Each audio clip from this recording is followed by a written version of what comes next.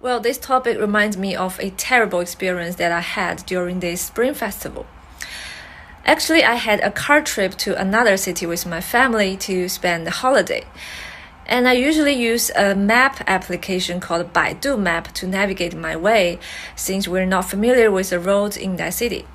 So on that day, we decided to go to a park, and I typed the name of the park into the application, and then it started to navigate.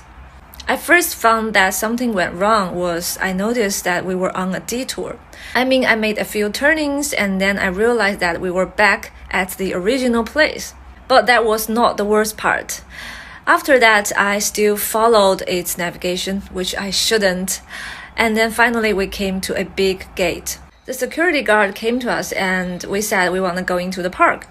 And he looked so surprised and he said, "It is a residential community here. It's not some park. And you're not allowed to go in unless you live here." And I was like, what? It was such a huge shock. And I looked at the app, it still said the park was here.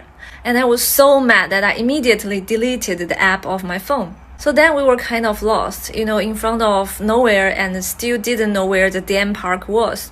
And then I searched on the internet and downloaded another map application which was said to be better than the last one. And finally it helped us to get to the destination. And the stupid application wasted our time of 1 hour. I just couldn't believe it could be so incorrect.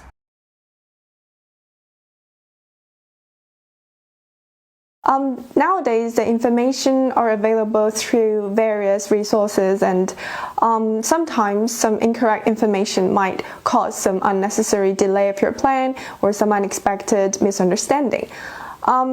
I still remember it was around 2 years ago during the COVID. One of my best friends invited me to participate in her engagement party. Because she's like my best friend, so I really would like to be there for her. But at that time it was COVID, so the travel restriction was quite strict and it differs among various provinces. So I need to check the information from the homepage, like an official account, which is supposed to be rather reliable. And it is said that I need to get my second time vaccination to travel to the airport or to use the subway and the train. So the thing is, I wasn't qualified at that time because I've just taken my first time vaccination. So I had no choice but to tell my friend that I couldn't be there, and I felt extremely sorry. And she was also rather disappointed, to be honest. So I had to wait until like a month to get my second vaccination so that I could, attend my friend's wedding ceremony. As soon as I got my proof of my vaccination, I rushed towards the airport, and to my surprise, no one was there to actually check this proof. All you need is the green health code, which is something required for you to travel nationally. Most importantly, I've had that green time all this time. So yeah, I felt rather annoyed, to be honest, because I thought, information on the official account is something that you can actually trust and believe, but in real life it's not like that. So from this experience, I have to say that maybe next time when I get some information online, I really need to double check it, for example, by calling the customer service. That's an occasion when I get incorrect information and eventually miss my best friend's engagement party. That's a pity.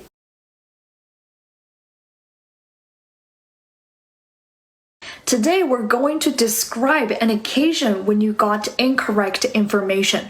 We're going to talk about when you got it, how you found out that it was incorrect, and finally, how you felt about it.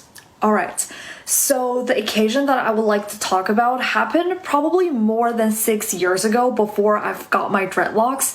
And I've heard a lot of misinformation about dreadlocks. I've been told that it's stinky because you cannot wash them, and once you wash it, they loosen up and they just become normal hair. However, I don't really remember where exactly I got this information from. They're kind of like rumors spreading everywhere, and without knowing anyone with dreadlocks, I kind of just took it as it is without questioning it. Later on, I found out that it was actually incorrect. I found out about it by having dreadlocks myself and figuring out a hair care routine of my own, as well as by talking to other people with dreadlocks. And through these communication and exploring, I've realized that almost all of us wash it as frequently as before we had dreadlocks. Only a few of us would wash it less frequently, but we would definitely wash it, because who would want stinky hair so close up to their nose? That is something that's really weird to think about.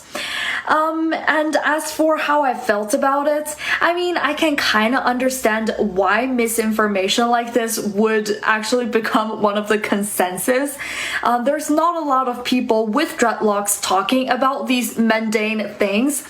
And also, I mean, the look of dreadlocks are kind of like matted and messy and almost dirty looking, so I can kind of see how people make the connections. However, I'm really not a big fan of this type of misinformation. Not only is it just straight up lies, it also sometimes creates inconvenience for people who actually do have dreadlocks. For example, sometimes people would have weird stereotypes for me. They would assume that I'm dirty and messy and nasty and wild sometimes, but in actuality, I'm just a normal person with a little bit of a weird hairstyle. So yeah, I actually just washed it. It's still dripping water.